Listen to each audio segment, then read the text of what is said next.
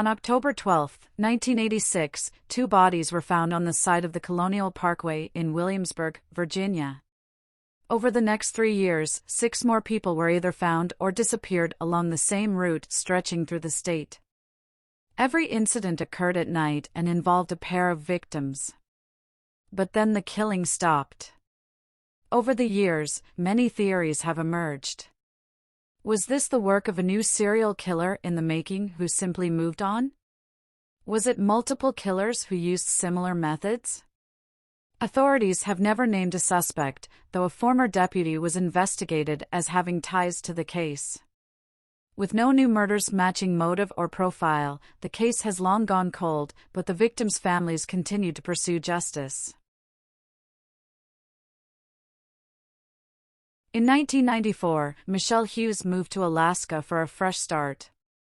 She started working as an exotic dancer and 2 years later had 3 fiancés.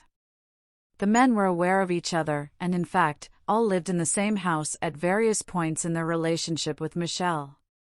But then Kent Lippinc's body was found, and a letter he sent to his parents implicated Michelle and the 2 other men.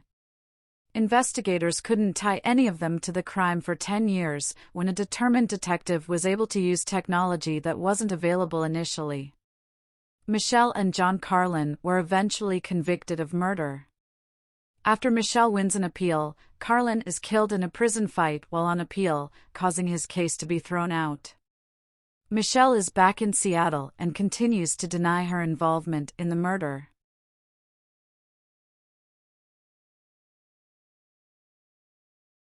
Old Mike was a traveling salesman who used to travel to Prescott, Arkansas, once a month to sell various supplies to the town. He'd stay overnight and move on with his sales route the next morning. But on August 21, 1911, Old Mike was found dead underneath a tree in the city park. No one knew his actual name, and a search of his belongings didn't provide any identification. In an effort to identify them, the city embalmed him and displayed the body outside of the funeral home, where it remained for 60 years. He was finally laid to rest on May 12, 1975, and his identity has never been uncovered.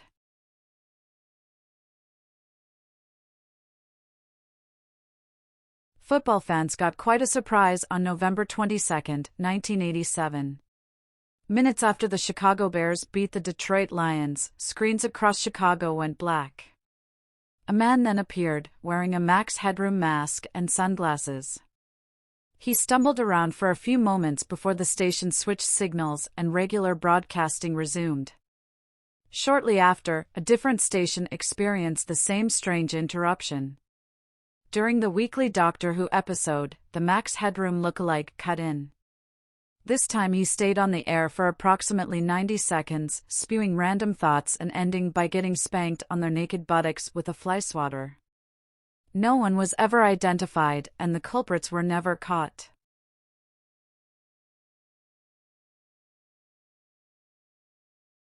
On September 19, 1987, a man walked into a bank in Spokane, Washington, and pulled out a gun. In less than 5 minutes, he walked out with over $100,000 without leaving a single fingerprint or being caught on camera. Less than a year later, the same man robbed another bank for $14,000, getting away without leaving any evidence. He was tall, well-dressed, had a mustache, and wore cowboy boots. Over the next 5 years, the same man robbed 9 banks in the Spokane area and was tied to 3 robberies in Tucson, Arizona. In total, he absconded with over $400,000. Even though he was eventually captured on camera, law enforcement was never able to identify him, and he has yet to be caught.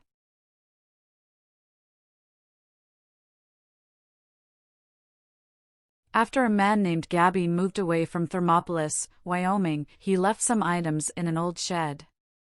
His friend, Newell Sessions, agreed to move the shed to his property until Gabby could pick up the items.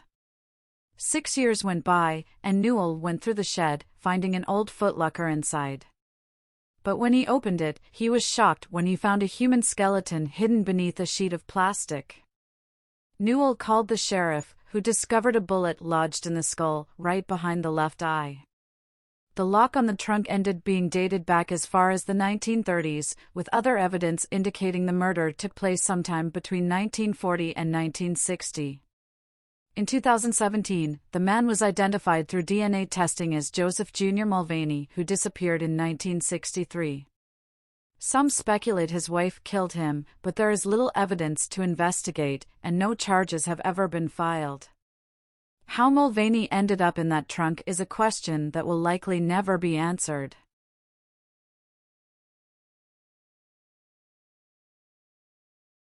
Cookware salesman Lawrence Joseph Bader disappeared after going fishing near his home in Akron, Ohio. There had been a storm and his boat was found damaged after he was reported missing. But he left behind a string of financial problems. 4 days later, a man named John Johnson arrived in Omaha, Nebraska. John was known for his big personality and gained quite a reputation, turning into a bit of a celebrity. In 1965, a friend of Lawrence insisted John was the same man, even bringing Lawrence's niece to identify him. John laughed it off, but when he was fingerprinted, he was identified as being the same man. He had no memory of life in Akron, and a psychiatrist believed he wasn't lying. John died a year later, and the truth was never determined.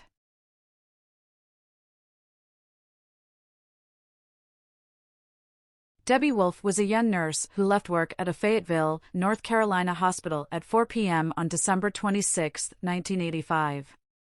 When she didn't show up at work the next day, her family went to her rural cabin home and were surprised at how disheveled her normally clean home was.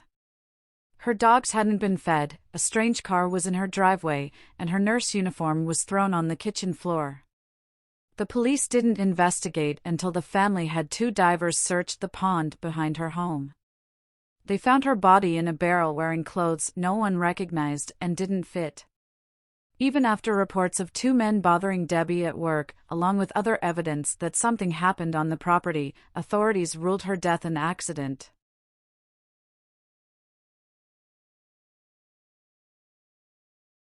Adam Emery and his wife Elena were at a roadside food stand when a car sideswiped theirs.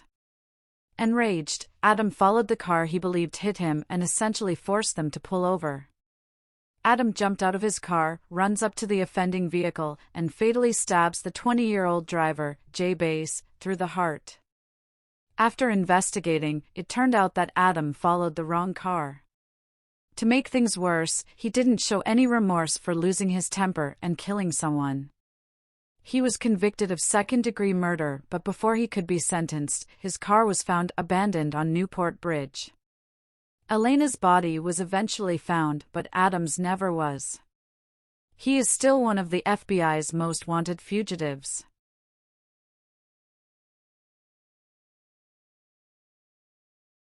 On the evening of April 15, 1988, Randy Leach took his mother's car to attend a pre-graduation party in rural Linwood, Kansas. He was seen drinking and having a good time throughout the night and is believed to have left around 1:30 in the morning.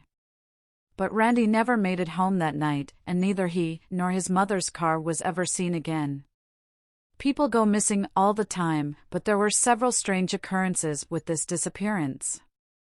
First, there were rumors of satanic activity in the area.